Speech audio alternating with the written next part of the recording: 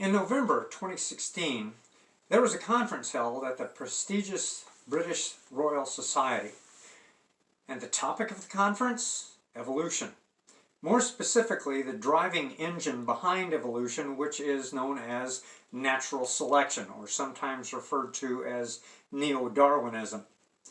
Now, it was quite a heated conference. It was attended by two schools of thought.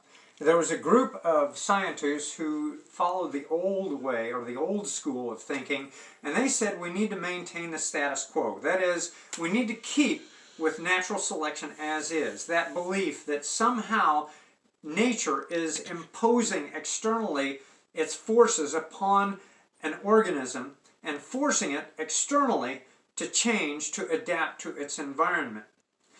On the other hand, there was the new school of thought, which is saying that no, science does not back that up. We're finding out new things all along, and we need to change. We need to either redo it, extend it, or just scrap it and go on and do something else.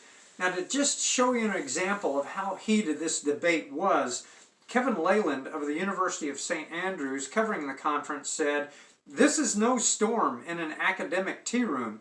It's a struggle for the very soul of the discipline." And of course, that soul is the key aspect of evolution, the theory of natural selection.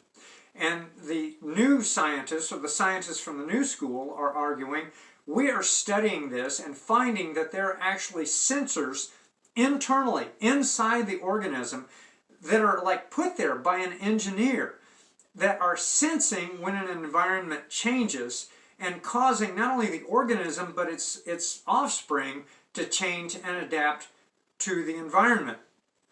Speaking on behalf of the new school of thought scientists, John Hand, who is a scientist and an author covering the conference, said, "Neo-Darwinism is a statistical model validated not by observation or experiment, but by simplistic games models borrowed from 1940s economics." Going on, Mr. Hand said, "You can't extend something that is broken. After 70 years, it's time to move on and use ideas supported by evidence and develop a new paradigm for evolutionary biology. Simply put, you can believe whatever you want, but sooner or later you're going to have to deal with these pesky little things known as facts." Want to learn more? Click the link.